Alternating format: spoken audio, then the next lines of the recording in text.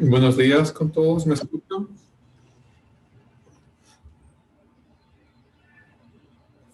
Buenos días, sí, profe. Gracias, Fabián. Bueno, qué bueno verlos de nuevo. Esperemos un minuto más, que todavía nos falta gente que se está conectando. Pero bueno, el tiempo ha pasado muy rápido. Estamos ya otra vez empezando el semestre. Es una muy buena noticia, ¿no? Esperemos que sea un buen semestre, que tengamos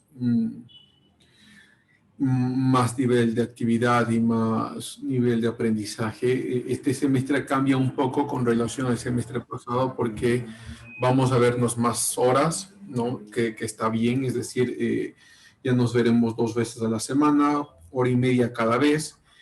Quizá hay algún día que podamos tomarnos un poco más de tiempo, pero está bien, ha mejorado, eso mejora mucho lo que se puede ver dentro de este semestre, ¿no? Pero antes de empezar, vamos a ver, a preguntarles cómo les ha ido durante las vacaciones, cómo han pasado, cómo están sus familias, cómo están ustedes, ¿no?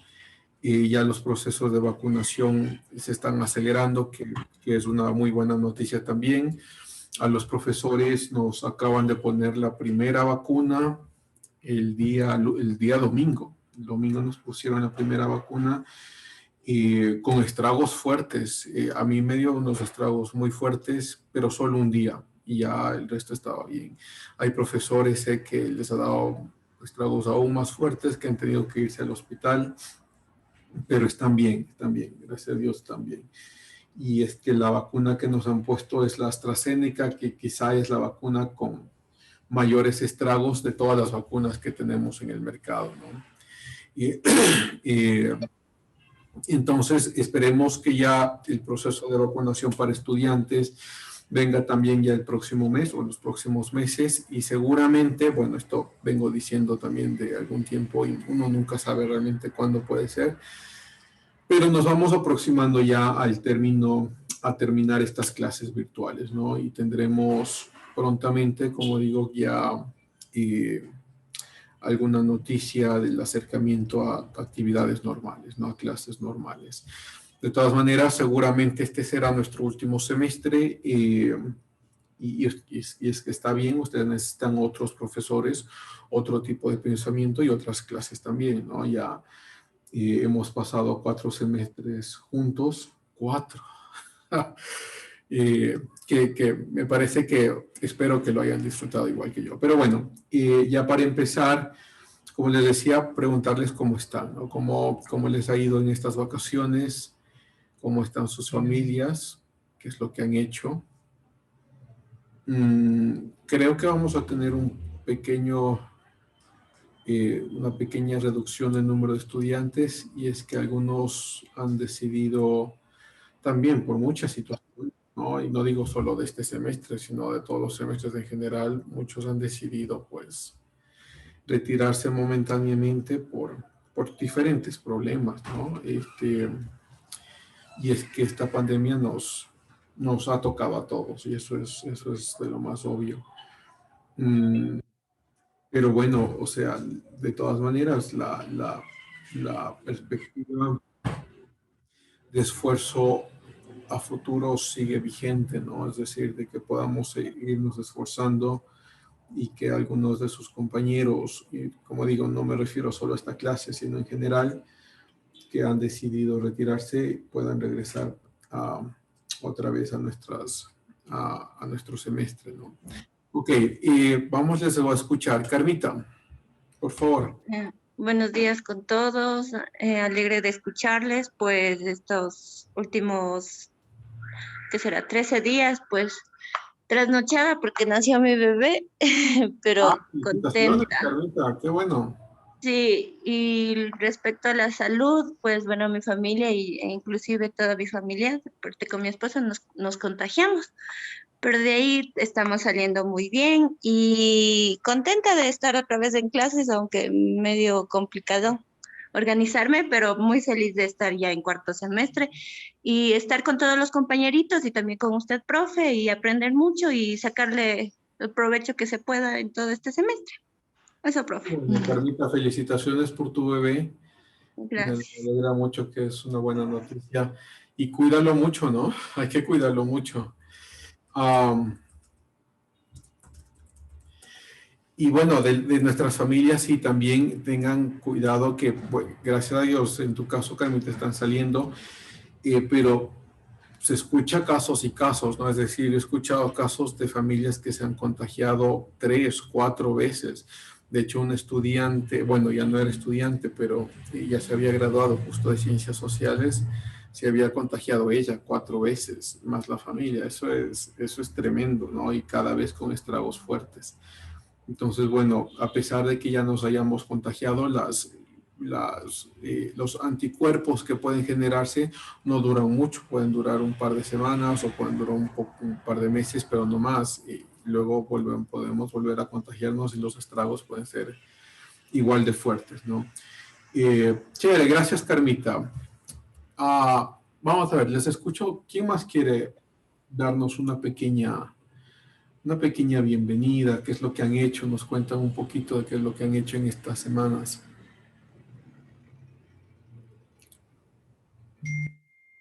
Nicole, por favor. Buenos días con todos, profe, buenos días. Contarle que han sido tiempos buenos, han seguido siendo tiempos buenos, gracias a Dios. La familia con salud, espero que la de todos ustedes igual se encuentren muy bien. Hemos podido lograr algunas metas que me había planteado hace un tiempo y nada, empezar con nuevas fuerzas, a creer que somos capaces de lo que nos propongamos y muchas bendiciones a todos, que tengamos salud, que tengamos mucha inteligencia para afrontar las situaciones que se nos presenten y del inicio al final mantenernos siempre de pie y con buena actitud. Chévere, Nicole, muchas gracias. Lo bueno de este semestre es que vamos a tener más espacio para hablar y eso me gusta muchísimo.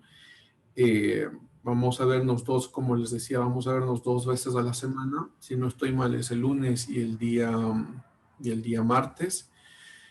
Entonces, vamos a tener como más espacio de interacción, ¿no? Y como digo, me gusta mucho porque podemos ver más, obviamente, más temas, pero al mismo tiempo tomarnos el espacio para conversar y también para debatir o discutir lo que veamos en clase. Y de todas maneras, está muy bien. Chévere, Nicole, qué bueno que estés bien, qué bueno que tu familia esté bien.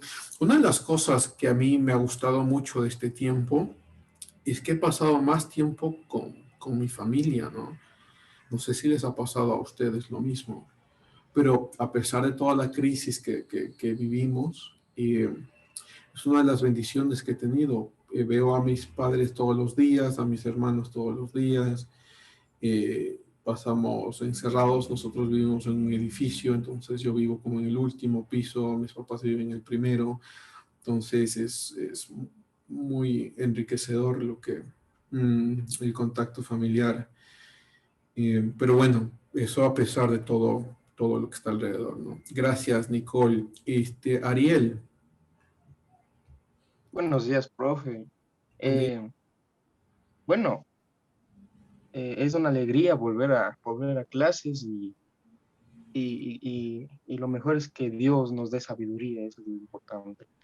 Bueno, gracias a Dios no me he contagiado y eso que he estado haciendo unos papeleos, no me he contagiado, Él me ha estado protegiendo.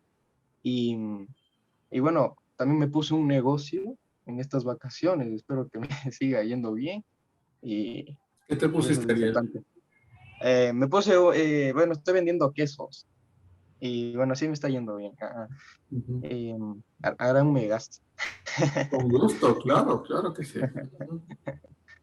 Y espero que todos estén bien, igual usted, profe, y sus familias, espero que todos estén bien y se protejan siempre, que todavía esto sigue.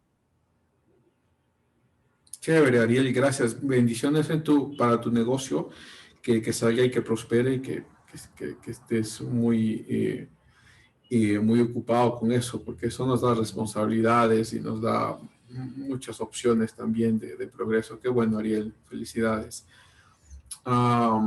Bueno, ¿quién más? Quizá unas 2 o 3 personas más antes de empezar. Mm.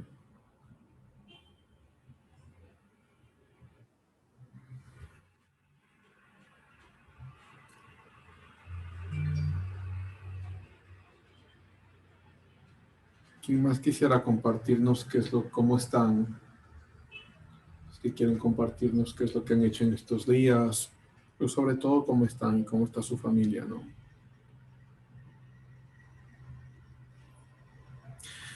De a poco voy recordando siempre, ¿no? Cada inicio de semestre, cómo es cada semestre, ¿no? Y yo sé que son muy activos siempre. Yo, profe. Ok, Tommy, por favor. Bueno, gracias a Dios, nadie de mi familia se ha contagiado, a pesar de que mi cuñado y mi madre son los que más se exponen. Mi madre ya recibió en este caso. ¿Mande? ¿Salen muy seguido? Sí, por el trabajo salen muy seguido. A mi madre, de hecho, le pusieron la vacuna ya por ser servidora pública. Eso sí nos asustó un poco, ya que igual le dio un estrago muy fuerte. Pero ¿Qué igual, vacuna le pusieron, Tommy? ¿mandé? ¿Qué vacuna le pusieron? AstraZeneca. Son fuertes los estragos, ¿no? Sí, estuvo una noche mal, pero al siguiente día ya estuvo mejor. Eh, a mi cuñado ya le van a poner igual la vacuna en la semana que viene. Nosotros, por temas de nuestra casa, se podría decir, nos tocó salir momentáneamente a otro edificio. Eh, y pues, en este caso, mi hermana ya viene de viaje. Eso nos da un poco de miedo porque tiene que hacer 2 escalas y para eso nos da miedo que se contagie en el transcurso. De ahí hemos estado bien. De mi parte he estado tratando de buscar información sobre las nuevas materias que nos toca para tratar de dar el máximo potencial en las clases. Solo eso, profe. Chévere, Tommy, gracias. Sí, qué bueno que ya le hayan puesto a tu mamá. La AstraZeneca es una muy buena vacuna, ¿no? Aunque los estragos son fuertes, pero es muy buena vacuna. Y como digo, ya vendrá, ¿no? Ya vendrá muy pronto también para ustedes, o sea, para los estudiantes universitarios. Eso está de lo que tengo entendido en la segunda etapa. Entonces, esperemos que sea no el próximo mes, sino en los siguientes meses que ya les toque a ustedes, ¿no? Por lo demás, claro, está bien, hay que seguirse cuidando. Cuando se tiene sobre todo visitas familiares, es trascendental, me parece a mí, que las primeras semanas, ¿no? Que no haya síntomas durante las primeras semanas. De todas maneras, les cuento lo que pasa con nosotros. Nosotros cuando vamos a visitar a mi suegra, vamos, aunque es parte de la familia igual, ¿no? Pero vamos siempre protegidos. O sea, nunca le vamos a visitar, aunque estemos dentro de su apartamento, sin mascarilla.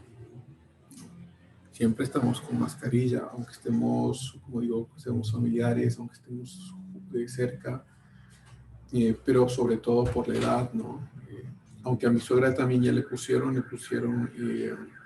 la Sinovac, pero sin embargo, ¿no? O sea, Sinovac tiene mucho menos resistencia y menos probabilidad o más probabilidad de contagio que las otras vacunas, ¿no? Entonces, pero bueno, tenemos que seguir así.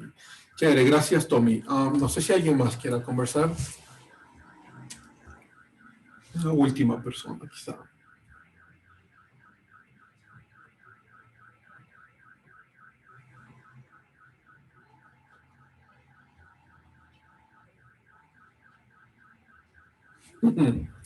Ok, mi semestre favorito.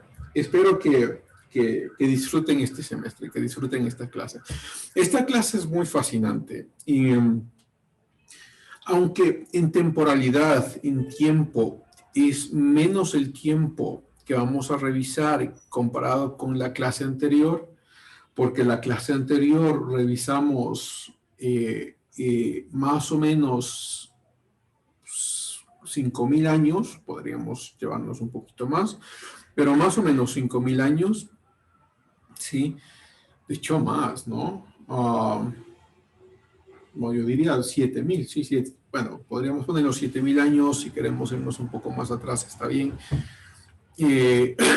Claro, fue una revisión obviamente superficial, pero nos detuvimos en cosas que son extremadamente importantes, ¿no? Digo, comparado con esta clase, nuestra revisión, la revisión de esta clase va a salir desde el siglo XV hasta la actualidad, ¿no? Entonces son 5 siglos, pone 6, aunque este siglo está recién empezando, pero 5 siglos y un poco más durante el tiempo en el cual los eventos son cada vez más frecuentes por la información que tenemos, ¿no?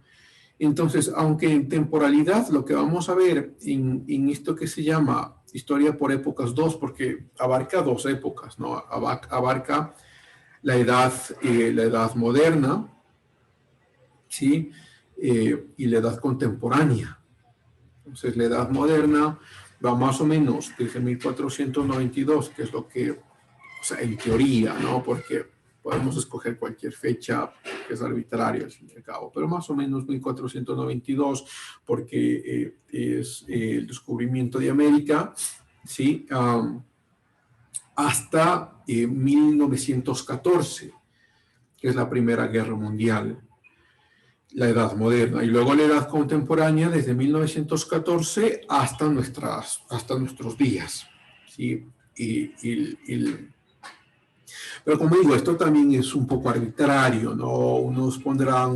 Encontrarán autores que pondrán un poco más adelante, un poco más atrás, pero las fechas más o menos se mantienen por allí. Y claro, por ejemplo, solo en el siglo XX nos encontramos con un sinnúmero de eventos históricos que bien podrían analizarse en una sola clase. De hecho, la maestría que estamos organizando, la maestría en historia que está organizando nuestra escuela, y que esperemos que nos la aprueben pronto, y bueno, es un poco más demorado por el cambio de gobierno, pero ya los papeles y todo el trámite está dentro. Pero en la maestría de historia hemos programado una clase que es historia del siglo XX, historia de América Latina del siglo XX, que es mucho más específico, ¿no? Pero tomando en cuenta algo que es trascendental, que en el siglo XX tenemos una explosión de la información a través de alcance de medios de comunicación como la radio, como la televisión y luego por el internet, ¿no? Y entonces, como tenemos más alcance de los eventos que están pasando en el mundo, resulta que hay mucha más información que uno puede estudiar, ¿no? Solo, pongámoslo, hay una escuela de la historia que se llama La Historia de Hoy, que para muchos la critican mucho también porque dicen, eso no es historia, eso es simplemente periodismo. Pero bueno, sí es una escuela de historia, La Historia de Hoy, que analiza la historia de las últimas décadas, ¿no? Sería como, por ejemplo, en nuestro caso, analizar la historia de Ecuador desde 1979, que es el regreso a la democracia, los últimos 42 años. Eso más o menos sería la historia de hoy. Y hay otra nueva escuela, pero esta sí es muy, muy, muy nuevita, que no tiene todavía muchos fundamentos teóricos y tampoco muchos fundamentos epistemológicos en cierta forma y luego en publicaciones y aceptación, pero bueno, que se llama la historia de la prospectiva, que es un intento de encontrar patrones históricos y a partir de ellos proponerlos como posibles eventos futuros, ¿no? Que o sea, se puede hacer, ¿no? Sigue siendo una suerte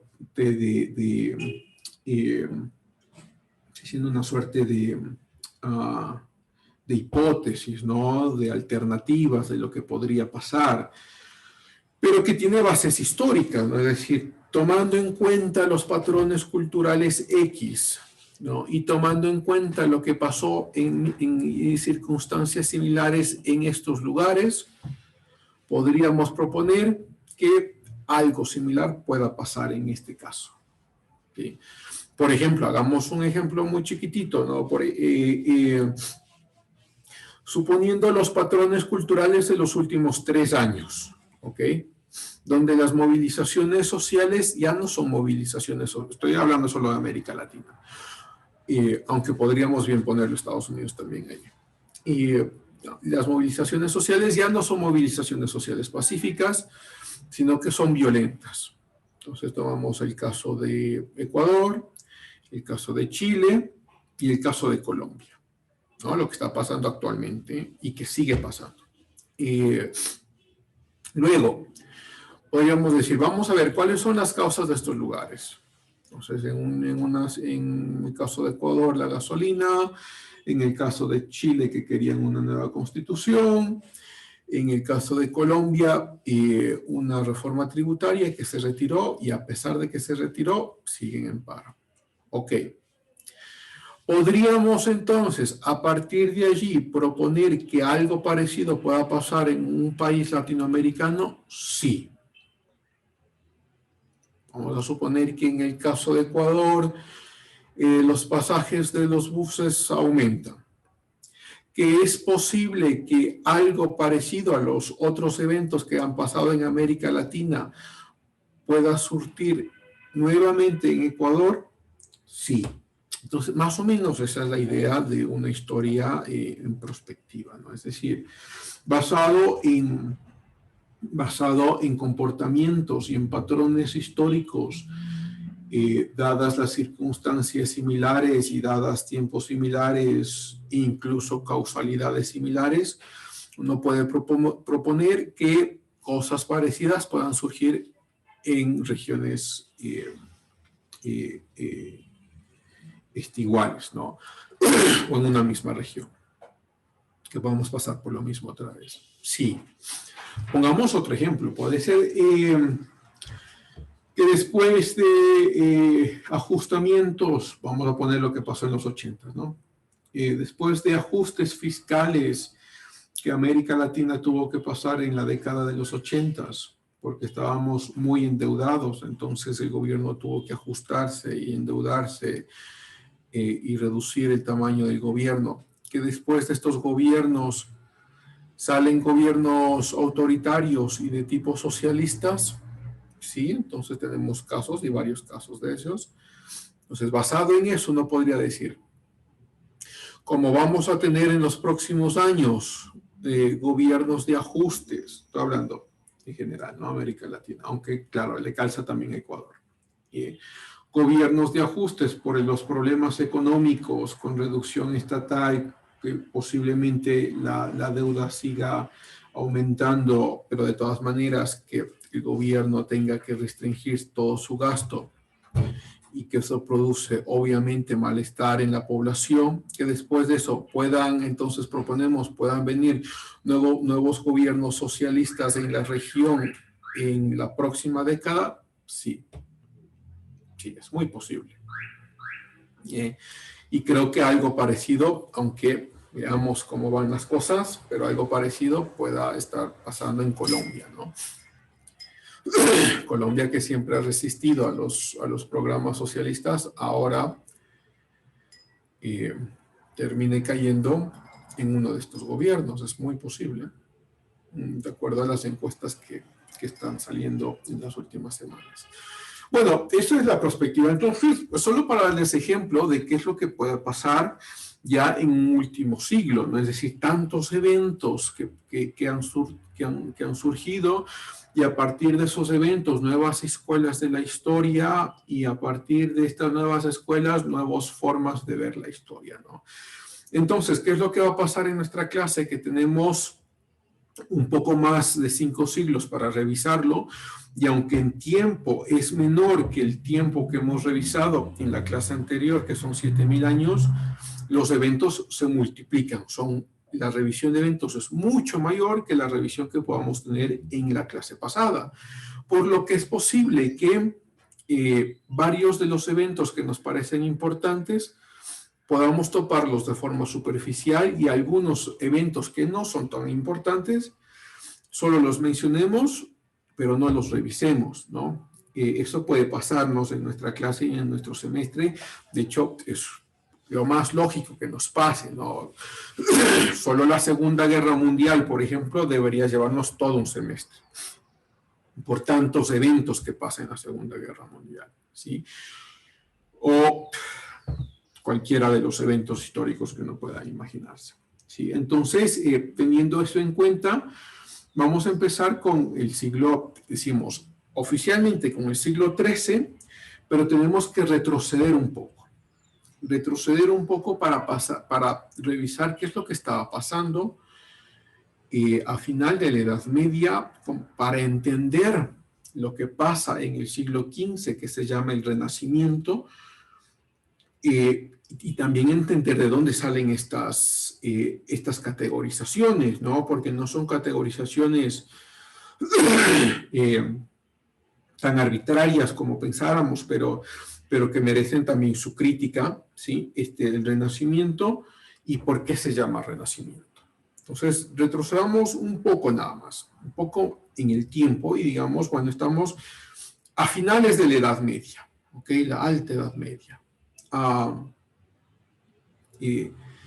finales de la Edad Media.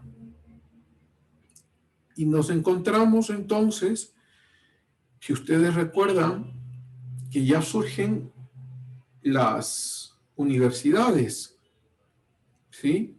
Y a través de las universidades surgen medios de reconocimiento del valor del saber, no solo en filosofía, sino también en las ciencias, sí, de hecho también se crea el calendario gregoriano. Déjenme, vamos a compartir acá para que podamos ir revisando, ¿no? Vamos a ver. Por cierto, su aula virtual ya está construida. Lo acabamos ya de publicar. No me he demorado, aquí hago un paréntesis pequeño, no me he demorado mucho tiempo en explicar cómo funciona la clase y demás, porque ustedes ya lo conocen. Hemos pasado 3 semestres juntos, entonces ya saben cómo pasa esta clase. Entonces va a ser sistemas de calificaciones y demás, participación y demás cosas, va a ser igual que el semestre pasado, perdón, con un examen de medio semestre y con un trabajo final, ¿sí? Que es parecido a lo que vimos, a lo que se hizo el semestre pasado. Entonces, como nos conocemos ya, no hemos pasado mucho tiempo en eso, entonces, pues, si alguien tiene alguna duda, con gusto le escucho. No creo que tengamos estudiantes nuevos, ¿no? Vamos a ver. ¿Hay algún estudiante nuevo? Ricardo, no, tú no eres nuevo, Ricardo. No, profe, muy buenos días, ¿cómo está? Muy bien, Ricardo, Buenos días, compañeros. Para decirle que estuve intentando ingresar con el link del aula virtual y no funcionaba. No, el aula virtual, sí, ok, perfecto, está muy bien que me hagas esa observación, Ricardo. Porque el aula virtual lo acabo de realizar, pero el link es del link del semestre pasado. Está muy bien que me hagas esa observación. Y no lo hubiese, realmente no hubiese recordado hacer este cambio si no me hubieses dicho. Gracias, Ricardo. Voy a cambiarlo, ya se acaba la clase y lo cambiamos. Chévere, Ricardo. Bueno, como no tenemos alumnos nuevos de lo que veo, sí, no creo que hay ninguno. Pues la clase y la formalidad y los formatos de la clase son similares al semestre pasado. ¿Ok? Como digo, si alguien tiene alguna duda, me la puede hacer este rato, pero no creo, ¿no? Todos ya nos conocemos y sabemos cómo surge esta clase, ¿no? Ok, entonces, déjenme comparto acá.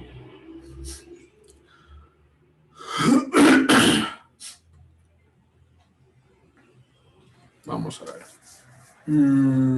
Estamos viendo las universidades, ¿no? La creación de las universidades y muy rápidamente, obviamente, que se generaron espacios de movimientos donde el conocimiento ahora es aceptable. Sí, por ejemplo, el calendario gregoriano, que es el mismo calendario que tenemos ahora. Denme un segundo más porque el señor director nos está escribiendo.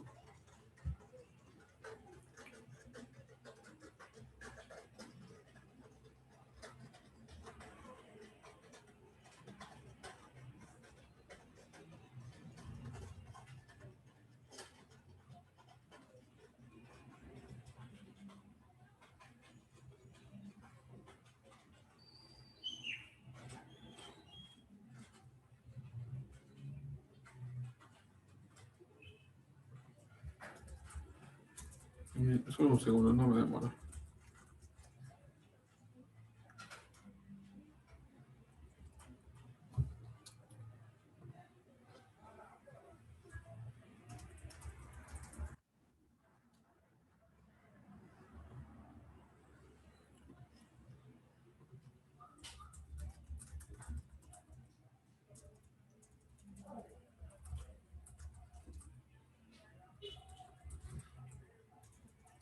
Por cierto, una cosa, ¿no?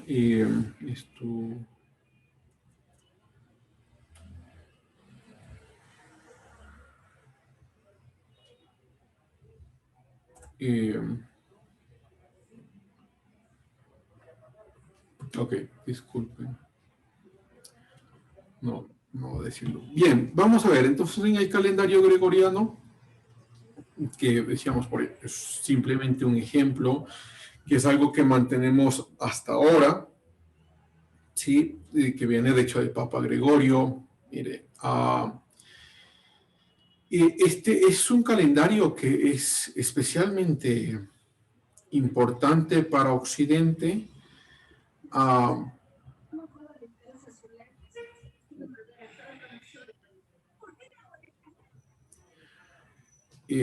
porque la actividad que se hace, la actividad intelectual que se hace en este calendario es tan trascendente, tan importante, ¿sí? Que se usa hasta ahora, es decir, es el calendario de mejor y mayor aproximación a los cambios temporales que tiene nuestra vida en la Tierra, ¿no?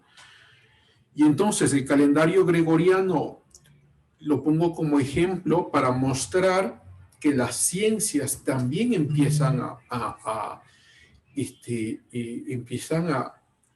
bifurcarse, ¿no? Empiezan a desarrollarse mucho antes del Renacimiento. Sí, esto es solo un ejemplo, pero antes del Renacimiento. Y luego cuando veamos, porque sí lo vamos a ver, pero ya cuando veamos el juicio a Copérnico y el juicio a Galileo, claro, la Iglesia Católica había copiado a los científicos de la Edad Media que habían dicho o que habían basado su ciencia en Aristóteles. Y si ustedes recuerdan un poco de Aristóteles, fue Aristóteles el primero que había mencionado que el centro del universo, el centro de la vida del ser humano es la Tierra. No. Y entonces esta idea aristotélica que se mantiene también en la Edad Media, ¿sí? Y que luego la Iglesia Católica también la acepta, ¿sí?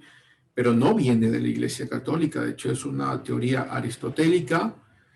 Luego viene, claro, Copérnico y Galileo, sí, que mencionan que la nueva evidencia muestra que la Tierra no es el centro del universo, sino que la Tierra es simplemente uno más de los planetas que se están moviendo alrededor de algo más grande, que sería una estrella. Entran en estos juicios.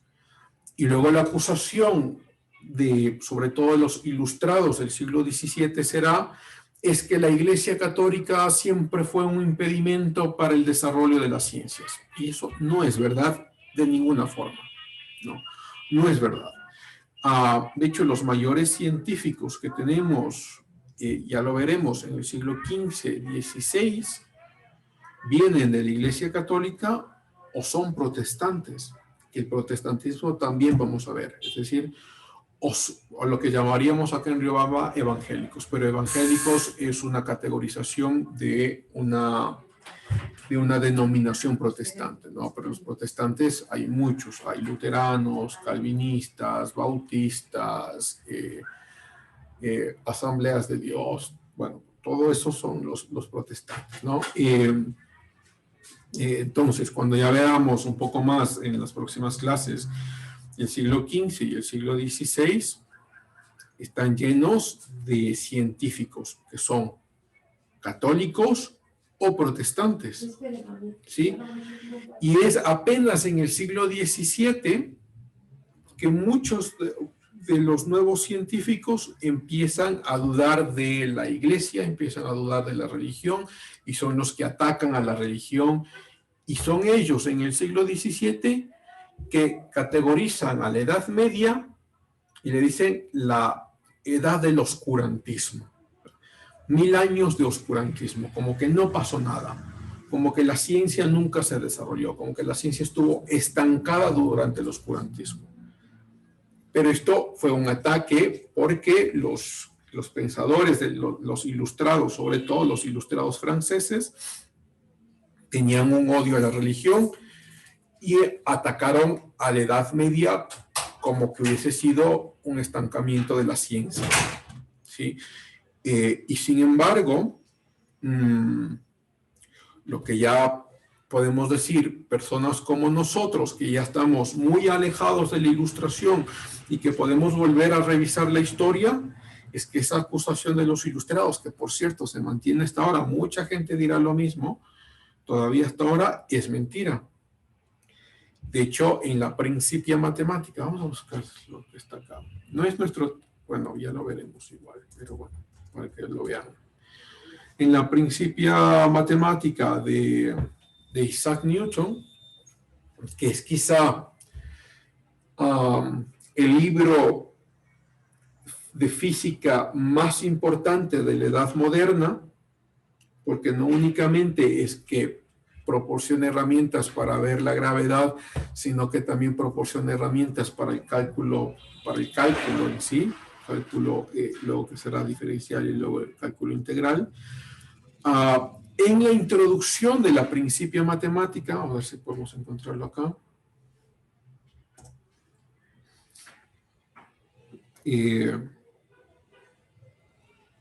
Newton menciona, no sé si, déjame ver si es que lo podemos encontrar. Newton menciona que está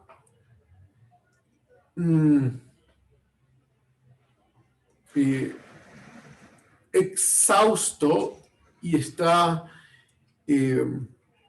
emocionado y exaltado por la belleza de la creación de Dios que se puede ver en las matemáticas. ¿Sí? O sea, ¿qué es lo que está diciendo? ¿Qué es lo que está diciendo Newton? Newton dice, bueno, lo que está pasando con las matemáticas es que es el lenguaje numérico de Dios. No es que Dios no existe, sino que es el lenguaje numérico de Dios, ¿no? Entonces, aquí hay algo importante del cual empieza ya nuestra clase, ¿no? Que a pesar de que la Iglesia Católica sí tuvo mucha influencia política, que lo vimos el semestre pasado, ¿no? Con la Inquisición y demás, ¿ok? Tuvo mucha influencia política, pero al mismo tiempo, o sea, mientras tenía un brazo de hierro de persecución, al mismo tiempo había abierto un espacio para el desarrollo de las ciencias.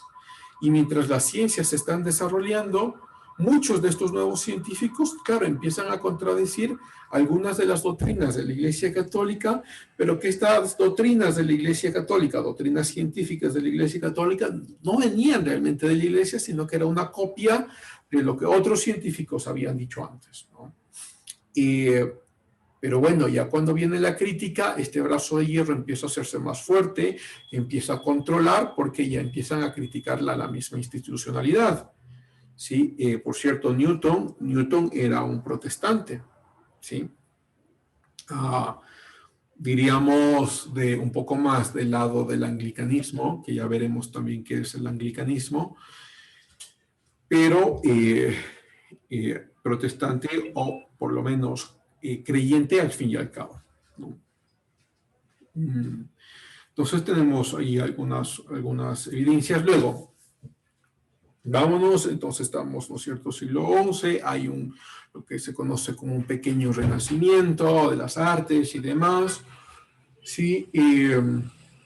Ustedes recuerdan, creo que sí lo vimos al final de nuestras últimas clases, ustedes recuerdan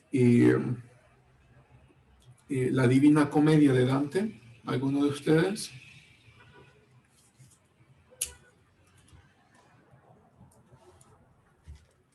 Profe, es la que hablaba de los círculos que había hacia el infierno. Ok, sí. ¿Te acuerdas algo de eso, Ana Carolina?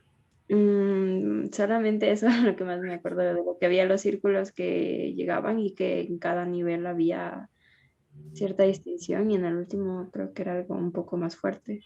Y déjeme, ya te doy la palabra, Ariel.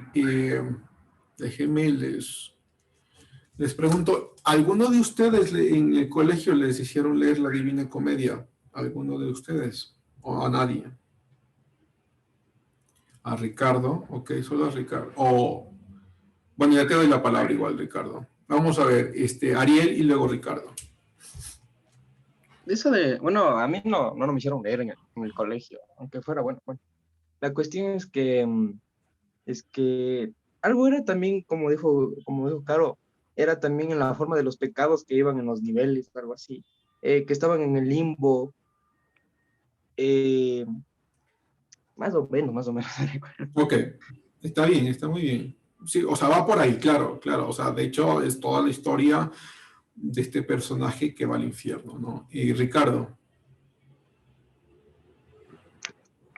Bueno, como usted nos mencionaba en el semestre pasado, este fue uno de los grandes, por así decirlo, obras literarias que surgen a finales de la Edad Media y que sirven de alguna manera para tratar de infundir el miedo y el respeto que se estaba debilitando por el avance de las ciencias, el avance de la libertad de pensamiento. Entonces, de alguna manera viene a formar parte de un tipo de mecanismo de cohesión que hace que todas las personas que se están relegadas, por así decirlo, de la religión o de la fe, pues busquen de nuevo el camino a Dios porque saben qué es lo que les espera en el infierno. Ok, gracias, Ricardo. Está muy bien. Pues, como les decía, una de las maravillas de este semestre es que tenemos más tiempo, ya no me tengo que estar limitando en algunas cosas que podemos analizar acá. Pero estas son cosas que vimos el semestre pasado, pero no importa, ¿no? Es decir, nos ayuda para nuestra clase. Claro, la Divina Comedia surge como una historia ficticia de qué es lo que, bueno, ficticia entre comillas, ¿no? Porque el que leía la Divina Comedia en el siglo XIII o siglo XII, pues era una representación muy real de lo que podía pasar en el infierno, y lo que pasa ya en la Edad Media, al final de la Edad Media, es que las doctrinas de la Iglesia Católica empiezan a ser tan fuertes como la misma palabra de Dios. Es decir, desde los concilios que tenemos, ¿no? Quizá los más importantes, el concilio de Nicea que nosotros vivimos, que es el primero, no es el primero, es el segundo, pero quizá el más importante de los primeros siglos. Después de ese concilio hubo varios otros concilios, y quizá el más importante después del concilio de Nicea es el concilio de Trento. Pero pongamos acá una lista para que vean.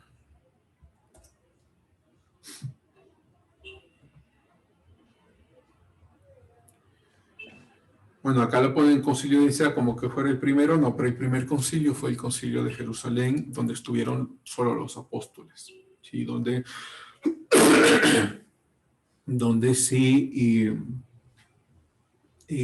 se discutió sobre si la salvación era solo para los judíos o era también para los gentiles, ¿no?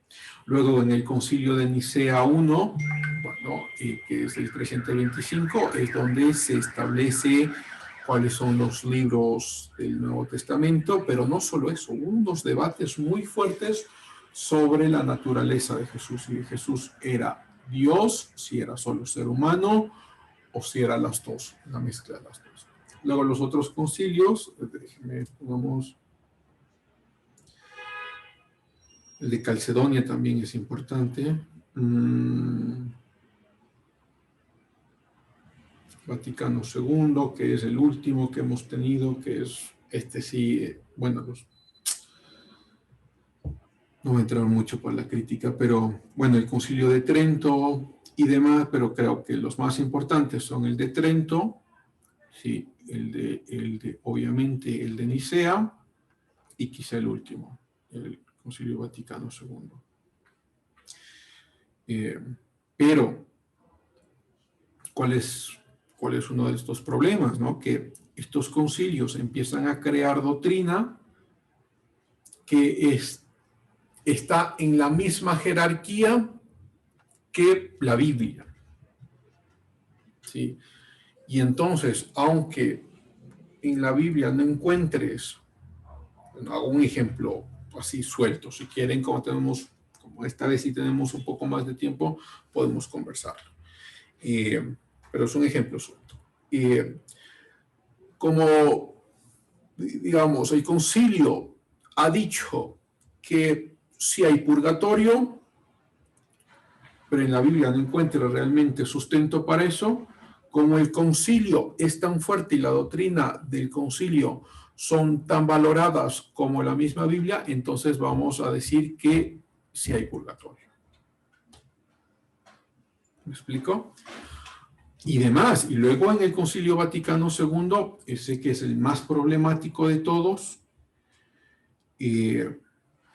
Juan Pablo II, de hecho, no estuvo muy en contra de algunas de las cosas que salen del Concilio Vaticano II, porque tiene una influencia marxista muy profunda. Y de hecho, lo que se llama la doctrina de la teología de la liberación, que sale justamente en la década del 60, y se fortalece mucho en el 70, es una doctrina marxista, me estoy refiriendo a 1960, ¿no? 1960, pues que como estamos cambiando a cada rato, pero bueno, 1960, 1970, es una doctrina marxista de ver el cristianismo. Entonces cogen algunos versículos y los manipulan y dicen, por ejemplo, que el paraíso está destinado para los pobres. Por ende, el infierno está destinado para los ricos. ¿Sí? Eso es una muy mala interpretación, ¿no? Una muy mala interpretación porque son los pobres de corazón. Pero bueno. Y luego, entonces, que se debe destruir a los ricos porque son la representación de la maldad. Y el Concilio Vaticano II toma algunas de estas enseñanzas que son realmente latinoamericanas, porque y la teología de la liberación viene de América Latina, con Leonardo Boff, de hecho son muchísimos autores allí, y de ellos muchos dados a aplaudir la revolución cubana y todo lo que estaba pasando allí.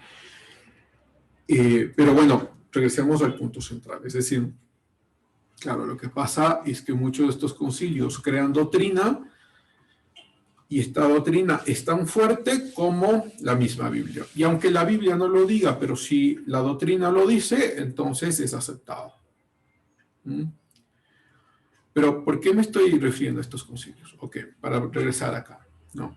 Porque en los concilios, claro, la Divina Comedia surge con base a la doctrina católica, es decir, que hay purgatorio y que hay ciertos niveles, además, en el infierno. Y como habíamos dicho antes, pues lo que pasa es que que lo había mencionado también Ricardo, hay una mano de hierro que intenta generar cierto sentimiento de miedo, y el miedo lo que genera es un sentimiento de subordinación a todo lo que la fuente del miedo diga. ¿Sí? Es como, supongo que algunos de ustedes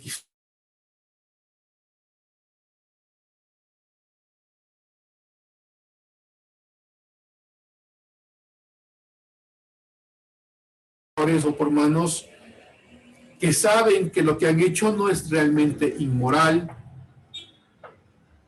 pero que generan cierta culpabilidad por las cosas que el pastor o que el cura les está diciendo.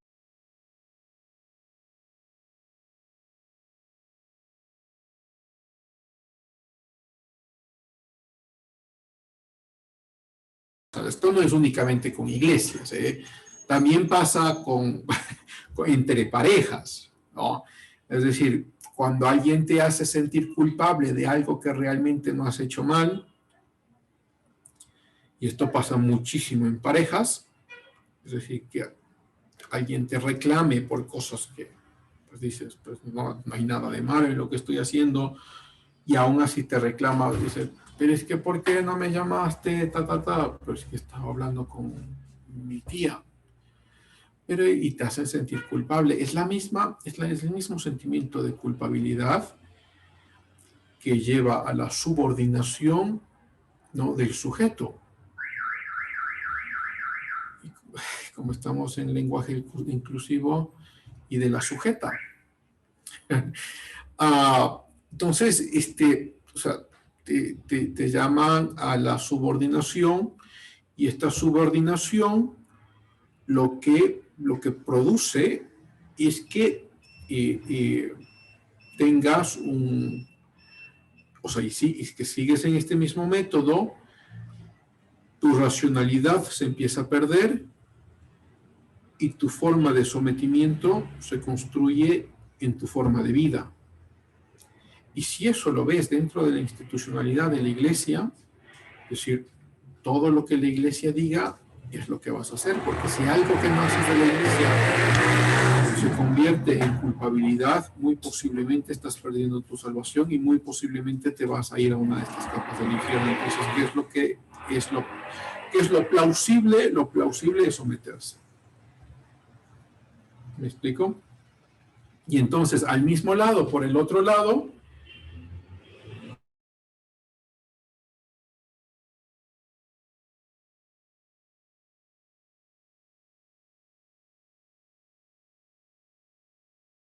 bueno, no es que esté dentro de la universidad, pero la misma iglesia da espacio para que se creen fuentes religiosas o grupos religiosos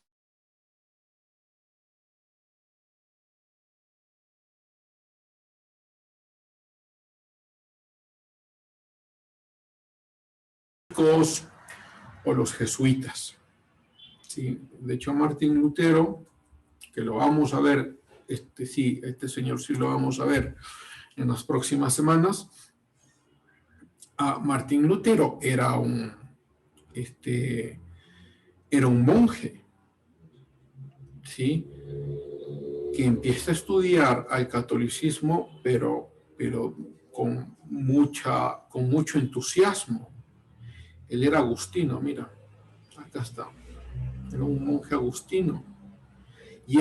Y él, claro, en su estudio empieza a estudiar, conoce muy bien el latín, conoce muy bien el griego, conoce muy bien el hebreo, y luego cuando ve que las traducciones del latín no corresponden a lo que el griego dice, lo que se llama la Septuaginta, que son las traducciones del Antiguo Testamento al griego, o lo que el Nuevo Testamento dice, que originalmente fueron escritas en griego, entonces, pues él empieza a decir, hay cosas doctrinales que está diciendo la Iglesia que no son reales y que no tienen fundamento teológico. ¿Sí? Pero toda esta explosión, ya Martín Lutero lo veremos con detenimiento, pero toda esta explosión surge de la misma fuente, ¿no? Es decir, sí, es verdad que la Iglesia Católica tenía por un lado una mano de hierro, eso es cierto, ¿no? Pero al mismo tiempo dio el fundamento y abrió el espacio para que el conocimiento crezca, ¿no? Y hemos dado aquí un par de ejemplos, como el calendario gregoriano, que sale de la misma Iglesia Católica, que lo mantenemos hasta ahora, y sale algo más importante, que también lo veremos. Solo esta clase es como medio introductoria, lo que vamos a ver al principio. La revolución científica, ¿no? Y entonces cuando uno ve la revolución científica, ¿sí? Del siglo XVI y siglo XVII, 99%, bueno, ahí estoy exagerando, pero sí es más del 90%, de los científicos que están dentro de esta revolución son creyentes. Es decir, como decía Isaac Newton, si lo que estamos es averiguando la mente de Dios en números. ¿Sí? Son creyentes en el sentido en el que lo que piensan es que la naturaleza nos puede proveer de información que está basado en una lógica previa, o sea, la lógica matemática o la lógica argumentativa o la lógica en sí mismo, ¿sí? Está basada en una lógica previa y que esta lógica previa únicamente se sostiene porque existe un creador. Entonces, porque me detengo aquí como un poco de tiempo. Es importante mencionar esto, porque luego ya cuando te vas a otras clases que no son necesariamente de historia y te van a decir, entonces, esto pasa mucho en sociología, pasa mucho también en filosofía política, pasa mucho. Entonces, si te van a decir, es que la religión siempre ha impedido el crecimiento de las ciencias y siempre ha impedido el crecimiento del raciocinio. Eso no es verdad. Eso no es verdad por ningún lado. Eso no quita, sin embargo, que sí existía una mano de hierro que era coercitiva hasta la muerte. Es decir, que si alguien contradecía las doctrinas de la Iglesia, había una coerción que podía terminar en la muerte. Sí. O sea, no es que la una es contraria a la otra, porque las mismas universidades salen de la Iglesia. Los mismos científicos salen luego de la Iglesia o del protestantismo. Y de hecho la revolución científica, más o menos, un poco más de la mitad de los científicos son protestantes. ¿Sí? Y luego, bueno, retrocedamos entonces para lo que vamos a ver este semestre, ¿no? Entonces, todo esto lo que está pasando y coincide también con un evento natural, biológico, que destruye mucha de la fundamentación de prosperidad de la teología.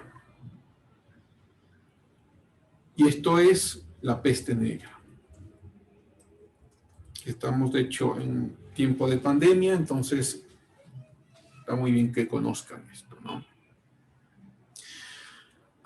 O lo que se llama la peste bubónica, da lo mismo, ¿sí? Ustedes pueden ver, sale en el siglo XIV, perdón, siglo XIV, 1347, 1353, ¿sí? Y que mata, de acuerdo a algunos cálculos, mata a 1/3 de la población europea. Y la peste negra no es que, bueno, aquí claro, dice el punto máximo, ¿no? Que son estos 6 años. Pero la peste negra no es que desapareció después de 1353, sino que siempre empezaba a haber brotes, por un lado y por otro. De hecho, en la vida de Lutero también hubo un brote de la peste bubónica en Alemania.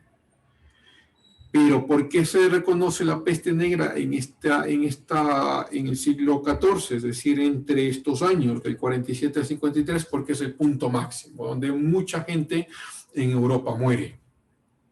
No, y como decimos, algunos de los recuentos que se tienen es que la peste negra mató más o menos a 1/3 de la población, otros dirán 1/4, pero imaginémonos 1/3 de la población. Eso es como que, pongamos en el caso de Ecuador, más o menos 6 millones de personas mueran. 6 millones. ¿Sí? Que de toda la población del Ecuador, 6 millones mueran. Eso es, pero espantoso. Pongamos en el caso de América Latina, que más o menos 40 millones de personas mueran en América Latina por la peste en 6 años. Pero eso, claro, eso es espantoso. ¿Y qué es lo que culturalmente, socialmente, qué es lo que produce esto? Es que, por un lado, la gente, bueno, Europa en este momento es muy religiosa. ¿Okay? Entonces, por un lado, la gente está diciendo, es que tenemos que arrepentirnos de nuestros pecados. ¿Okay? Pero por el otro lado, hay gente que está diciendo, ¿por qué Dios permite estas barbaridades? Y empiezan a alejarse de la iglesia. ¿Sí? Esto es un evento, o sea, claro, es un evento histórico de salubridad y tal. Ok. Pero también es un evento social muy importante porque produce un quebrantamiento en el estado de ánimo de la gente en Europa. Es decir, supongamos que, por ejemplo, no, tú eres un fiel devoto, ¿ok?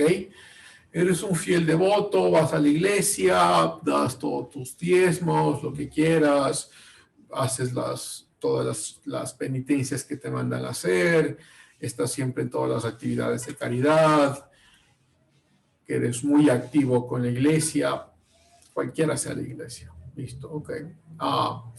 Viene una peste y mata a tu familia. Y te preguntas, bueno, pero si yo he sido de lo más transparente y de lo más cercano a lo que me piden y a la doctrina que me piden, y aún así me pasa esto, entonces encuentras una fuente de rencor y una fuente incluso de odio. ¿Sí? Obviamente no estoy diciendo que todos funcionan de la misma forma, ¿no? Y no estoy diciendo que la teología no tiene respuesta a esto. De hecho, el tema del dolor, el tema del sufrimiento es lo que más se ha escrito y se ha debatido en teología desde siempre. ¿no? Desde los mismos apóstoles hasta ahora. O sea, que la teología no te da respuestas a eso, sí, la teología tiene muchas respuestas a eso. Pero, bueno, si quieren escuchar alguna de estas respuestas, me avisan y con gusto les digo. Pero de todas maneras, por el otro lado, puedes entender cómo, pues, hay gente que empieza a generar rencor y que empieza a generar un espíritu de alejamiento de la institucionalidad de la iglesia. ¿Sí? Y para muchos, este es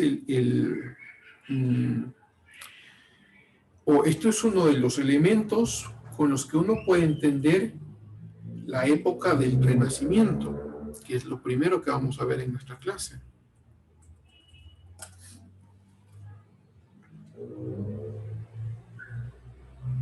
¿Sí? Que surge justamente, ¿no?, en el siglo XIV, es decir, que la gente empieza, el Renacimiento surge, bueno, ya lo vamos a ver con detenimiento, el Renacimiento surge como un espacio artístico primero.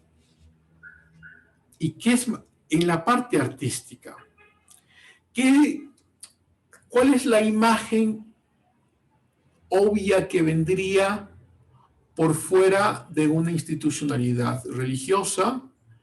Puedes ponerlo como rencor o simplemente como apartamiento o como desviación de la institucionalidad.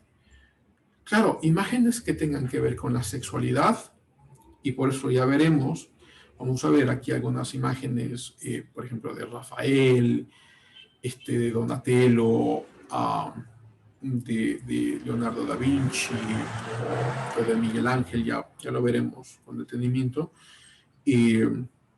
pero que sus imágenes muestran a un cuerpo en su desnudez, ¿no? Es decir, claro, empiezas a ver ya el sentimiento de cómo te desvías de la institucionalidad a través del arte. ¿Sí? Jamás hubiésemos pensado, o no se hubiese pensado un arte similar a por lo menos extendido en importancia y extendido en personajes, dentro de la Edad Media. No te hubieses imaginado algo parecido a esto. Entonces tienes por un lado, ¿no es cierto?, empieza a expandirse las ciencias. No necesariamente porque la iglesia estaba en contra de eso, pero tenía como esta doble personalidad, ¿no? A mí siempre me viene a la mente la historia de Dr. Jekyll y Mr. Hyde.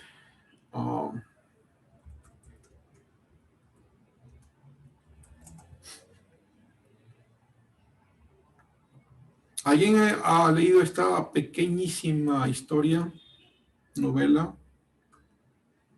¿Alguno de nuestros estudiantes?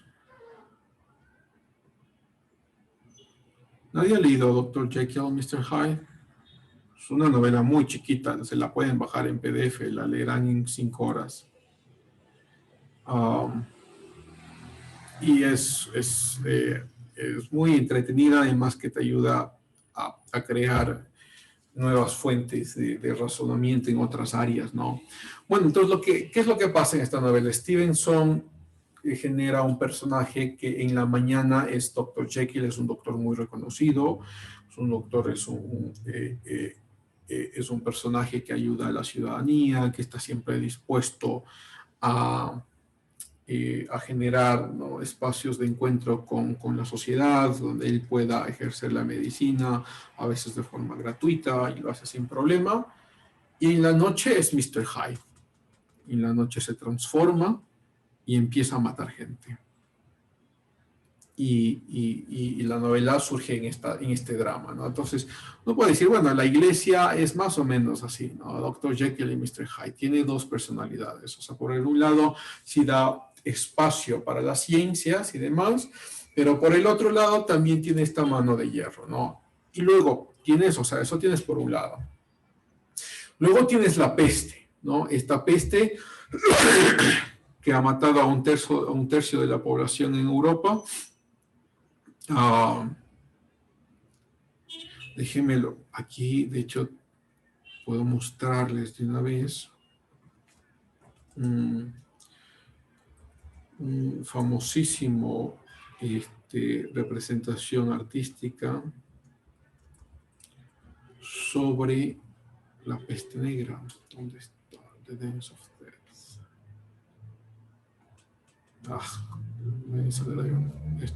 The Dance of Death es una representación, ya lo voy a buscar, artística del siglo XIV también, ¿sí? Que hace muestra la barbaridad de la peste negra, ¿no? Busquémoslo como The Black Death.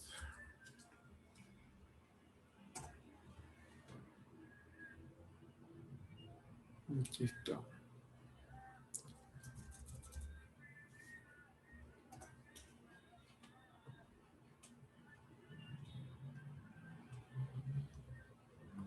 Bueno, estos son como recuadros del mismo cuadro, pero es algo parecido a esto. ¿Sí? Esta fue una pintura que sale también del siglo XIV, que es una representación de la peste negra, ¿no? Entonces, como decimos, o sea, tienes por un lado, ¿sí?, el anuncio que está siendo perseguido, por el otro lado, el aumento de las ciencias, por el otro lado tienes la peste negra, que crea una suerte de pesimismo en la sociedad. Es decir, ¿para qué tanto sacrificio con la iglesia o para qué tanto sacrificio dentro de la creencia? Y miren lo que nos pasa. Más o menos así.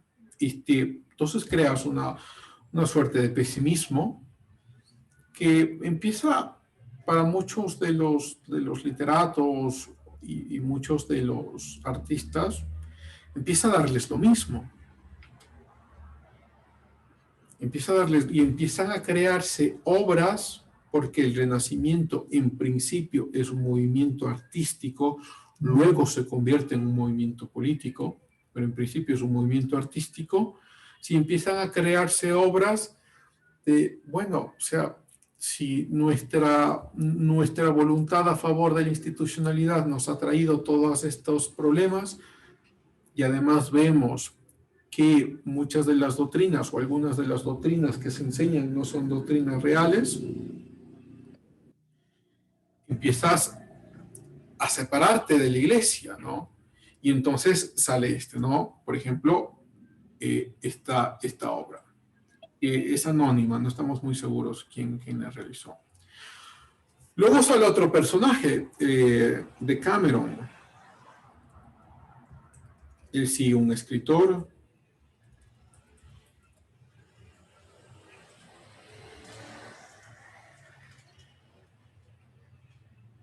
Boccaccio de Cameron es el nombre del escritor, ¿no? No, perdón, es el nombre de la obra, de la obra literaria. El escritor es Giovanni Boccaccio, ¿sí? ¿Han escuchado ustedes de hecho tenemos hasta ahora, mira, hay una compañía de turismo que se llama Decameron, ¿no?, que les lleva a todas las islas fantasiosas, además, te lleva a todos los lugares donde tú quieras, ¿no? Pero ¿por qué cogieron ese nombre? Porque sale de esta obra de acá, de Giovanni Boccaccio. Denme un segundo acá.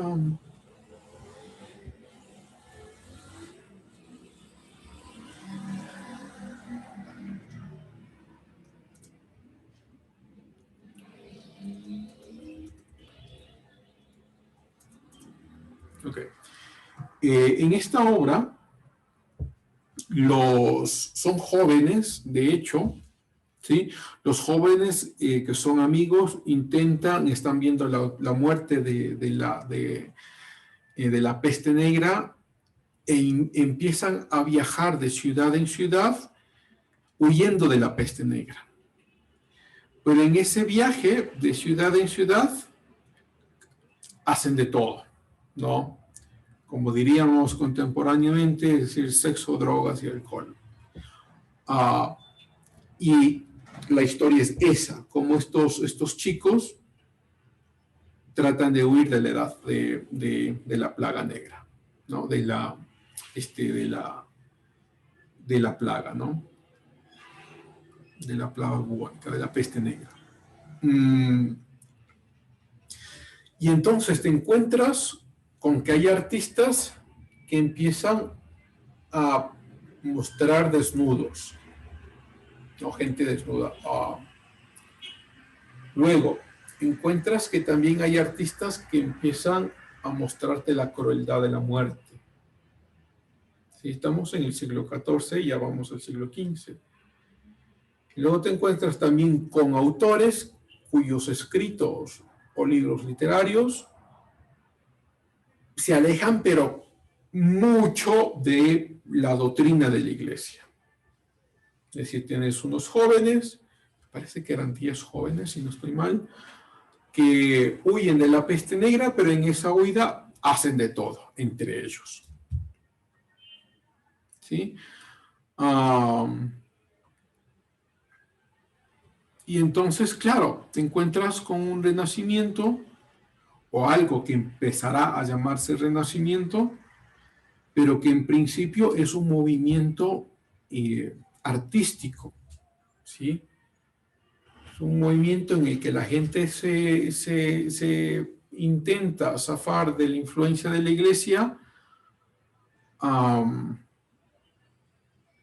y luego esto influirá, obviamente, después en la parte política, que ya lo veremos la próxima clase.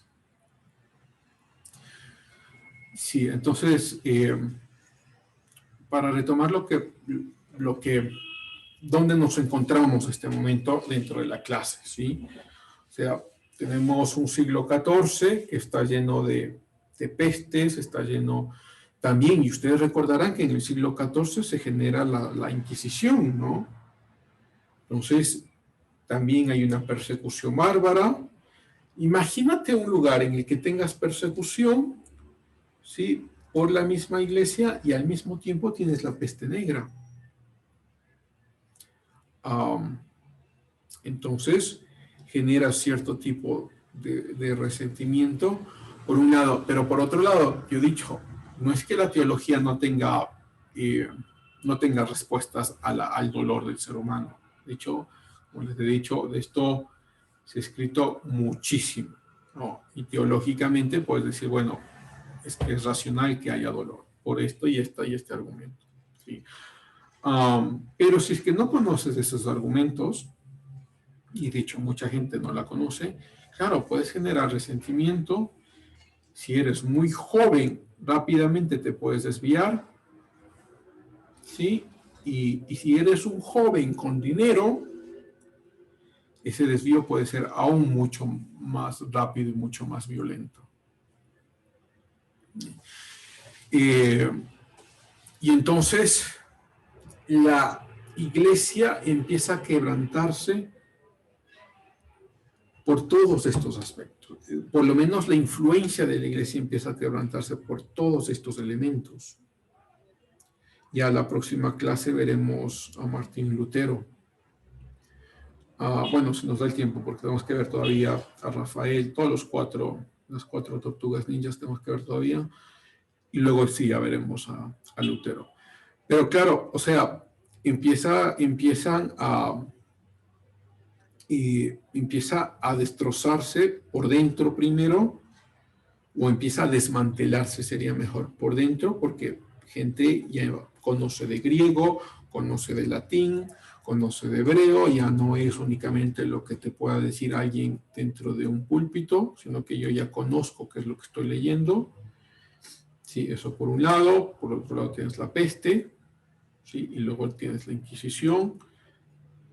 Entonces, esta influencia de la iglesia empieza a desmoronarse.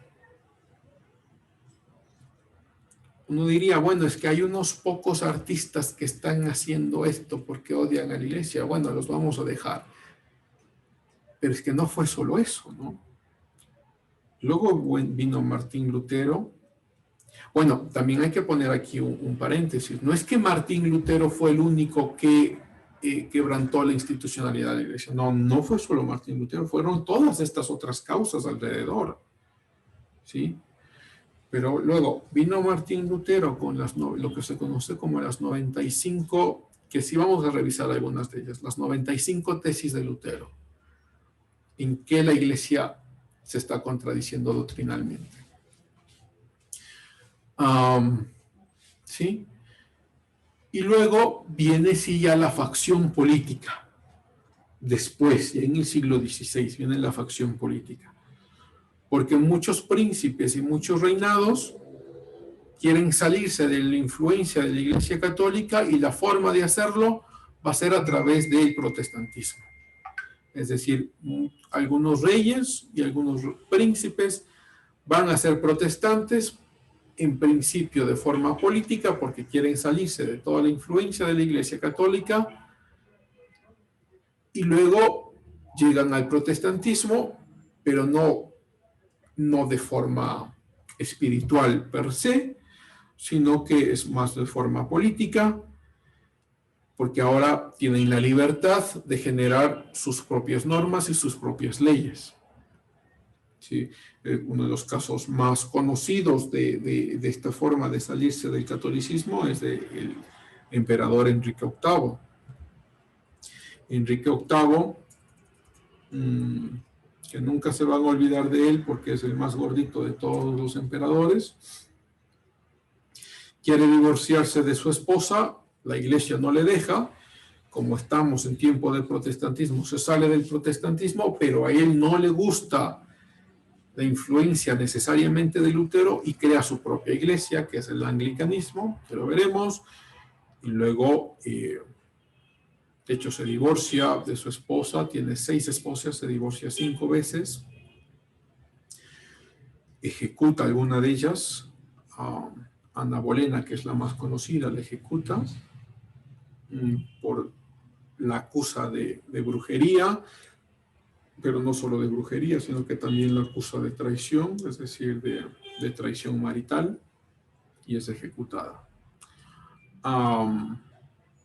Y bueno, o sea, lo que va a pasar después es que toda la facción espiritual y religiosa del protestantismo toma un carácter político, que ayuda a las naciones europeas a tener su propia independencia política, que algunas eran igual de sangrientas, igual de crueles, sí, pero genera un espacio de libertad política. Para muchos, para muchos autores, como Tom Holland.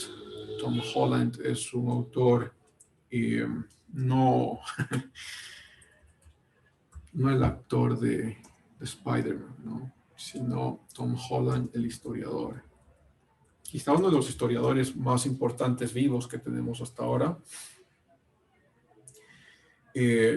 Tom Holland dirá, desde este momento, es que las libertades empiezan a fundamentar Occidente. Es decir, desde este momento, las libertades, sean económicas, llamadas en el capitalismo, o las libertades políticas en la democracia, toman su fundamento desde aquí.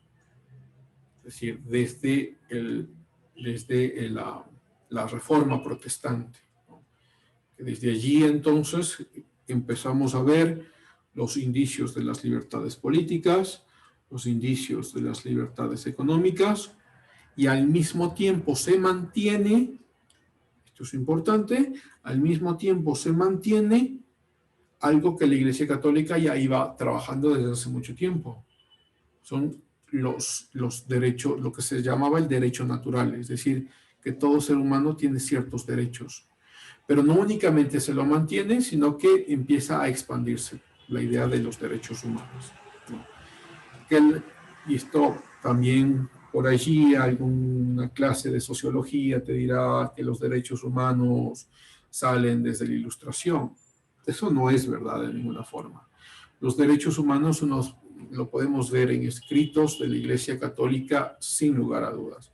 Lo puedes ver en los escritos, por ejemplo, en el testamento de Isabel la Católica. Cuando Isabel la Católica sabe que, o le cuenta que algunos de los conquistadores españoles están actuando de formas agresivas, violentas e incluso mortales en contra de las comunidades indígenas, ella escribe en su testamento que se debe proteger a las comunidades indígenas porque son seres humanos. Y esto, o sea, digo, muy pocos conocen porque luego ves a todos los feministas, los sociólogos, incluso algunos de los filósofos en Quito botando pintura roja en contra de Isabel la Católica. Pero Isabel la Católica fue la primera que intentó proteger los derechos de los indígenas.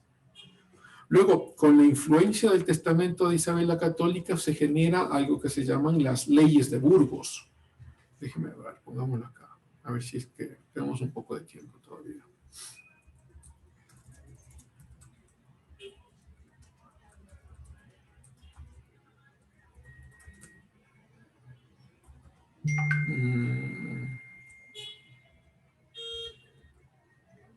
Sobre el tema indígena, ¿no?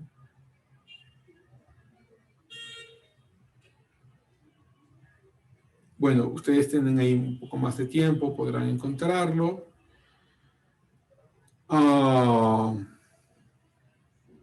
Déjenme ver qué es lo que se escribe acá.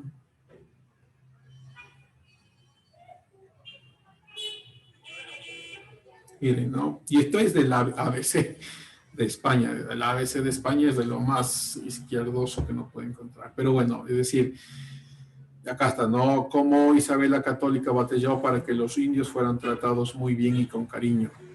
Sí, o sea, fue Isabel la Católica la primera que escribe que bueno, no la primera, pero como monarca, sí, la primera que escribe, los indios tienen que ser tratados bien. Y luego tenemos lo que les decía, se crea a través de la influencia de su testamento las leyes de Burgos, que son leyes también para dar ordenanzas del tratamiento de los indios. ¿Y por qué? Porque, claro, tenían ya las ideas, les llegaban la información a Europa y a España específicamente de que algunos de los conquistadores estaban tratándoles mal e incluso los estaban matando. Entonces se generan las leyes de Burgos. Y luego a través de las leyes de Burgos se generan las leyes de las Indias, que son también un tratado mucho más extenso sobre el tratamiento de los indígenas. ¿Sí? Claro que en las leyes de las Indias también se generan impuestos a los indígenas, ¿sí? Como en las encomiendas. Claro, eso sí es verdad. Pero no es verdad que son los españoles que vinieron a ponerlos como esclavos y que vinieron a maltratarlos. No, de hecho son los mismos monarcas españoles los que están diciendo, no, los indígenas son seres humanos. Y uno dice, pero claro, pero tienen estos otros impuestos, los impuestos a las encomiendas, que les ponen en contra del trabajo de los indios. Sí, eso sí es verdad.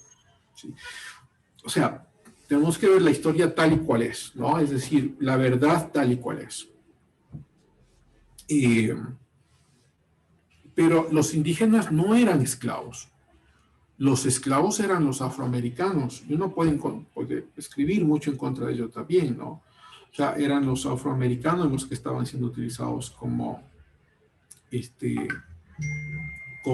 esclavos. Y luego vendrá Bartolomé de las Casas y demás. Pero bueno, esta clase no es necesariamente América Latina, aunque sí revisaremos un par de cosas.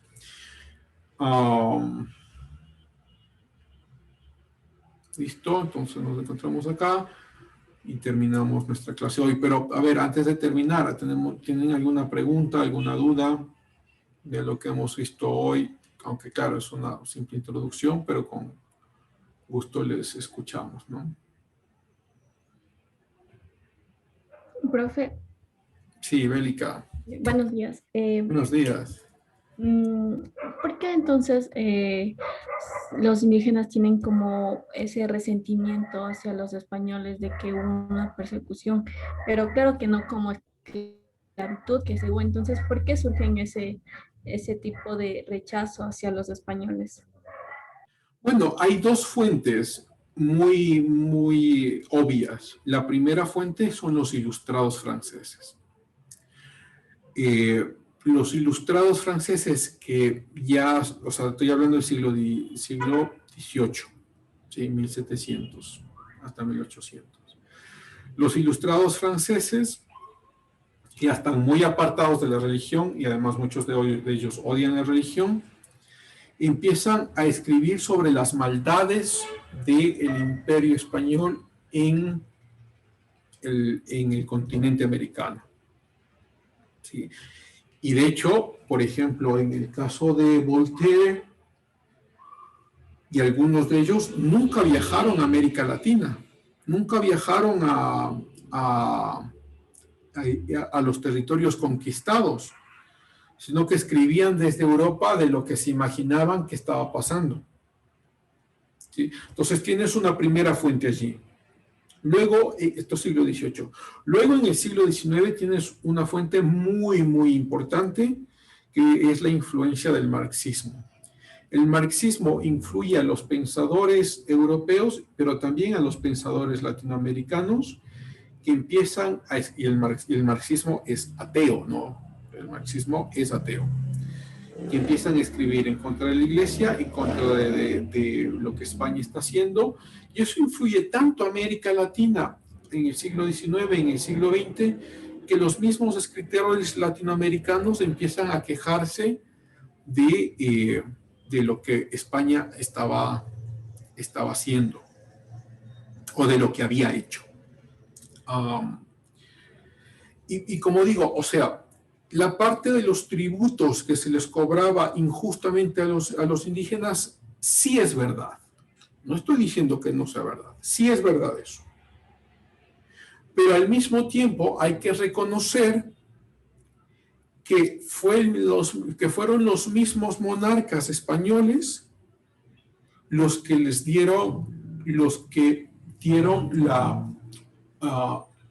o los que crearon leyes y sistemas legales para la protección de la vida de los indígenas. Y uno puede decir, pero es que lo uno no justifica lo otro. No estoy intentando justificarlo de ninguna forma, ¿no?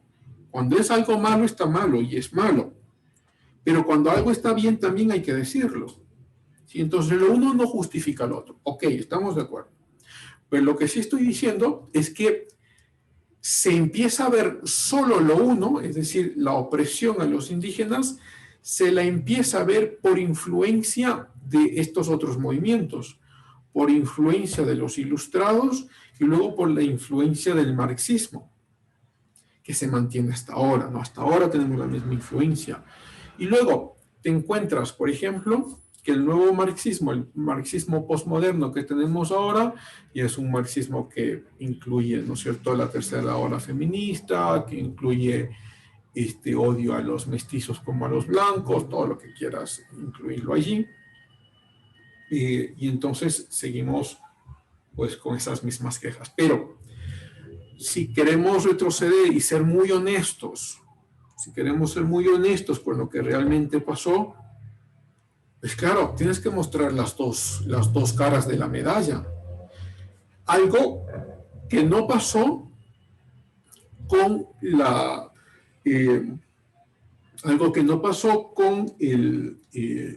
con las conquistas británicas, por ejemplo. Las conquistas británicas fueron mortales. Las conquistas británicas iban a los territorios donde iban y mataban a todas las personas que se encontraban allí. No es que los conquistaban, los mataban. ¿Sí? Pues muy diferente a ese lugar. Y también, bueno, yo termino con esto y ya les doy la palabra a Ricardo y a Ana Carolina. Y también lo que se conoce como la escuela de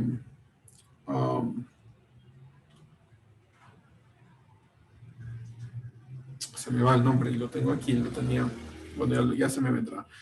En Europa había exacto, la escuela de Salamanca, ¿no? La escuela de Salamanca, que es una escuela claro, obviamente en España, que tiene filósofos, teólogos, economistas, es de la más importante de las escuelas en Europa. Y en esta escuela te encuentras entonces que ya cuando saben de la conquista empieza, estamos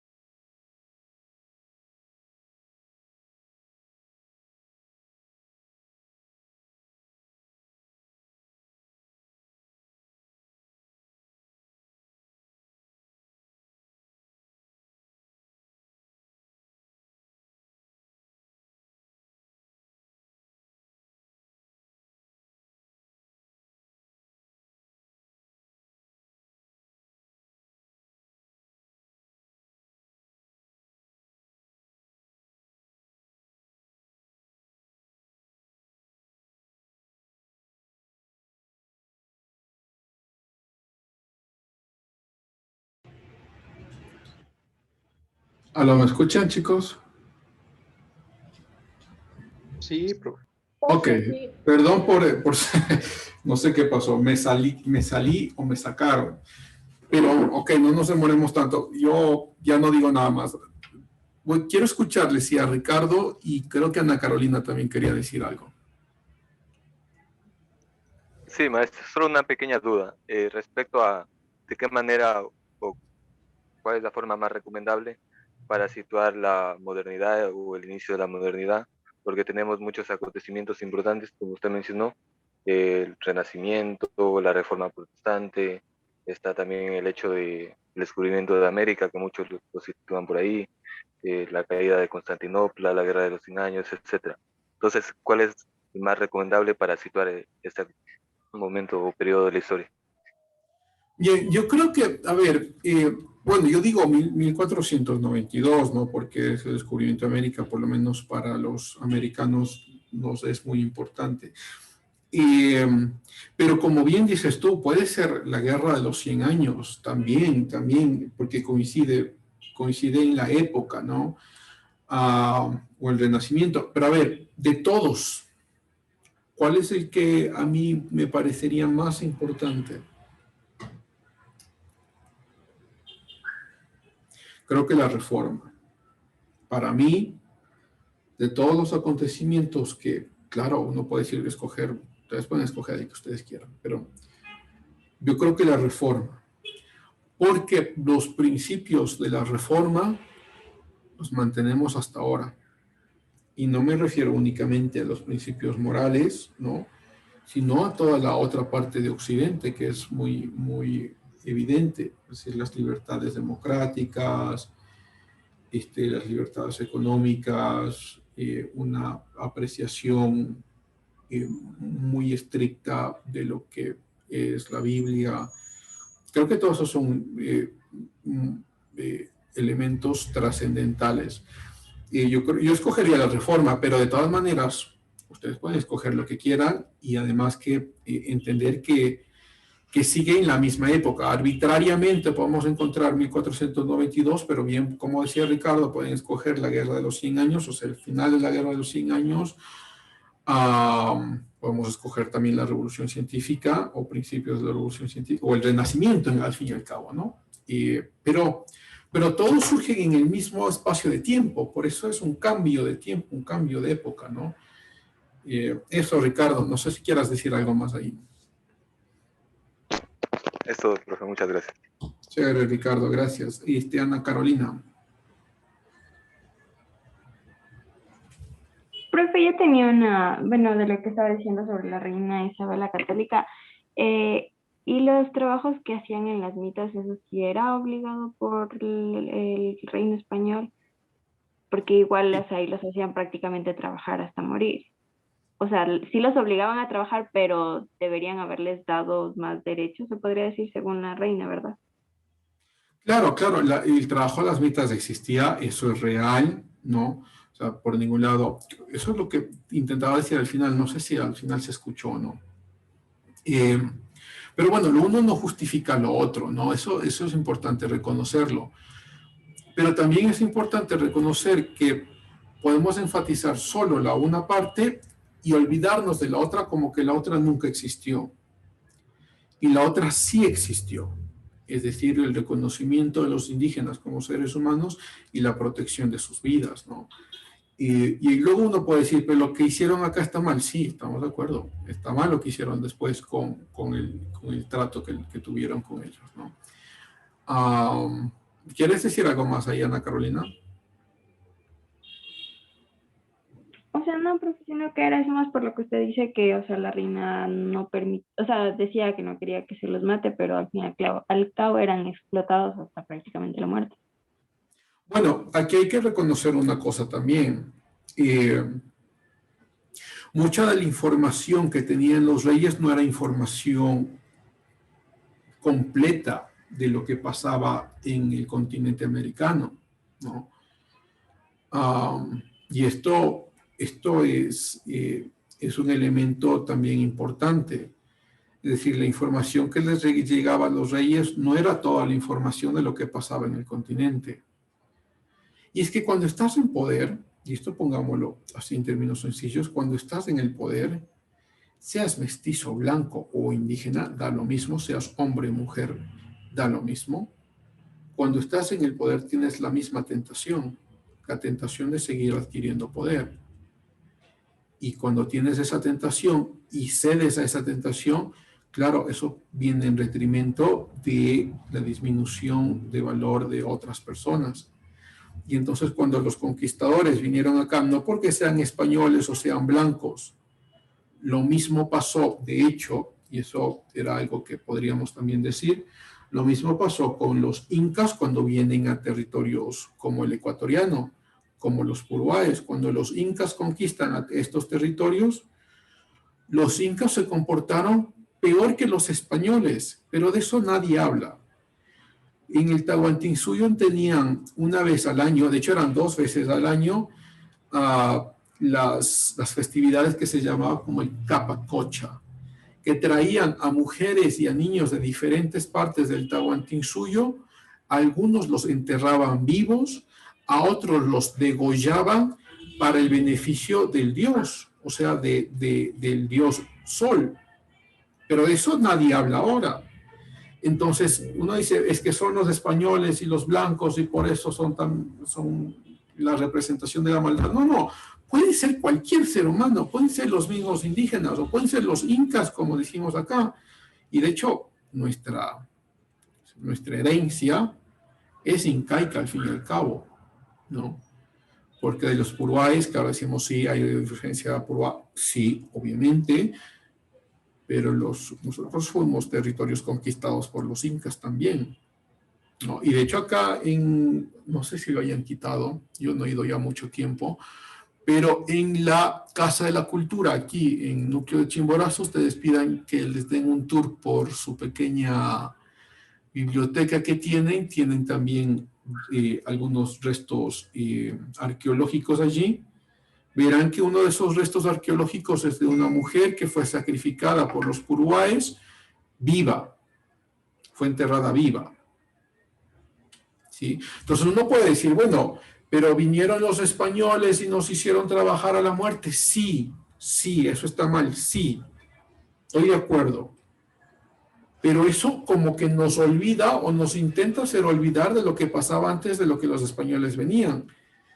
Antes que España venga y nos conquisten, los sacrificios humanos eran muy comunes en toda América Latina, incluyendo en México. Los aztecas tenían sacrificios humanos, pero como festividades, y algunos hacen cuentos de entre 10,000 a 80,000 muertos por año.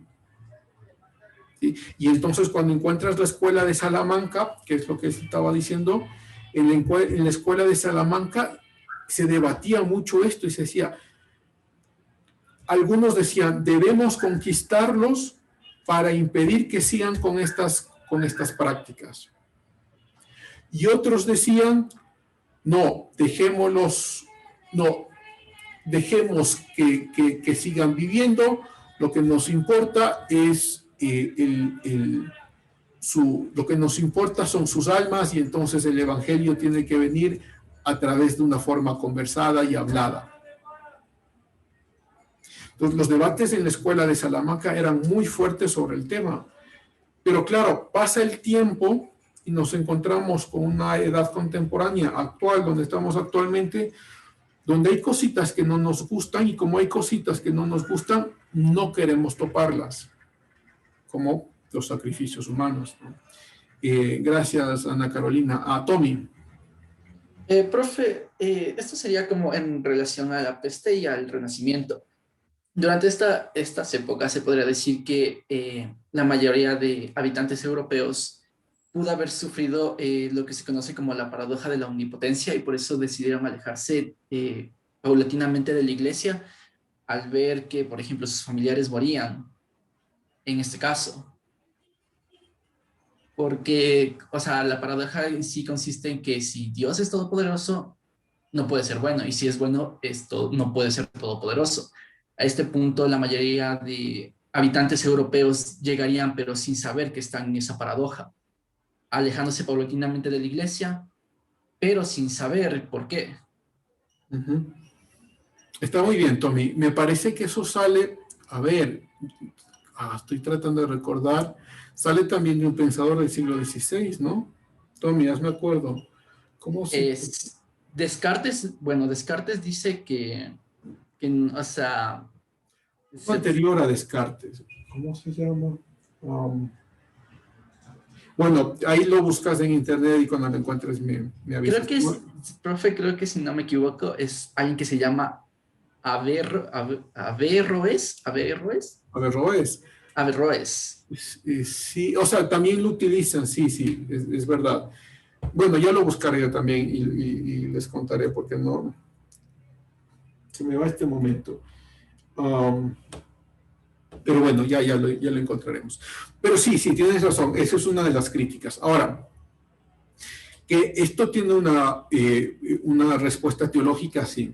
Y déjeme, como Tommy me echó ahí el comentario que está muy bien, y déjeme, intento dar una respuesta ahí. Entonces, ¿cuál es la respuesta teológica que desde la misma iglesia se ha hecho? Desde la iglesia católica como la iglesia protestante, desde siglos, ¿no? Y la respuesta es esta, mira, que la única forma para que exista el amor es que exista libertad.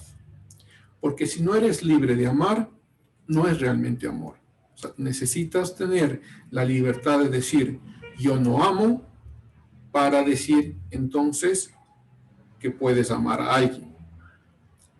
Y con ello, lo que se está diciendo es que Dios no pudo haber creado un cielo y una tierra sin libertad. Porque si el ser humano no tenía libertad para amar, no podía decir yo amo a Dios. Y si no puede decir yo amo a Dios, o sea, si no puede decir yo no amo a Dios porque no tengo la libertad de decir no amo a alguien, entonces realmente no es amor. Entonces la respuesta teológica es esta.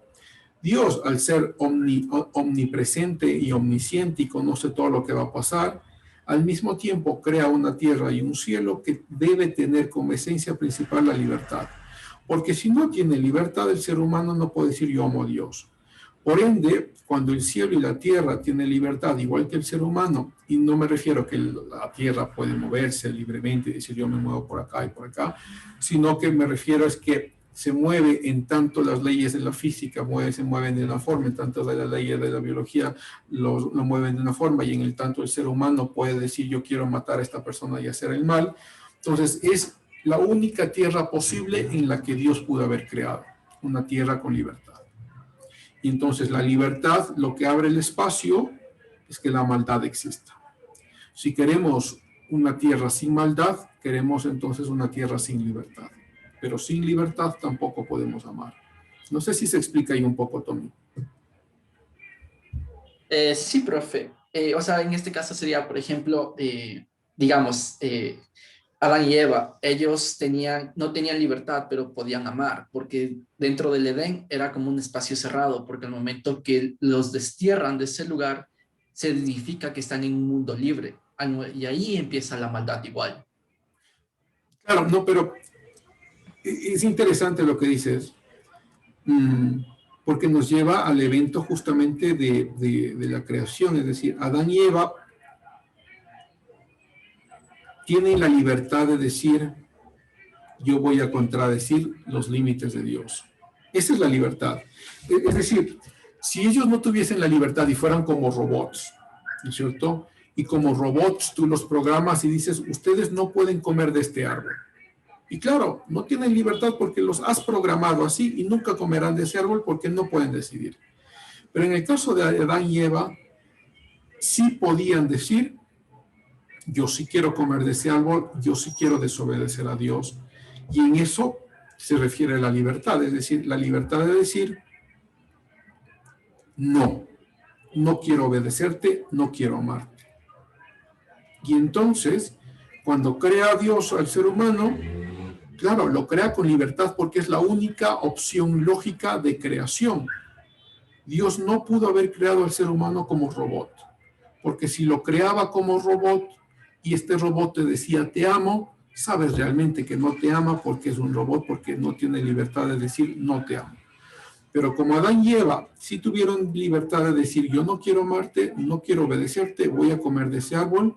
Y claro, las consecuencias vienen, ¿no? O sea, teológicamente uno puede decir las consecuencias del pecado vinieron a la creación, sí, o sea, teológicamente puedes argumentarlo, pero ya filosóficamente también puedes decir, la única opción lógica que tiene Dios de la creación es una creación en libertad, y la libertad involucra maldad. Entonces, cuando uno quiere decir, es que quisiéramos una vida sin maldad, todo lo que pasa acá, todas las muertes que hay, sin enfermedades, sin pestes, estamos pidiendo a Dios que haga un imposible, porque Dios no puede crear una creación sin libertad.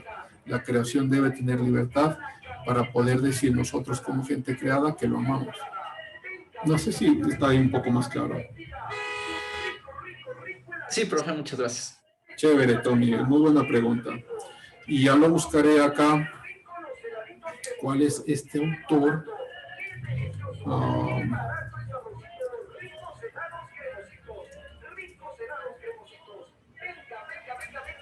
Déjame ver. Ya lo buscaré, tengo que buscarlo con detenimiento. Chévere, gracias, Tommy. No sé, nadie más, supongo que nadie más. Ha sido una clase muy interesante. Gracias, chicos. Creo que nos vemos de aquí el día lunes.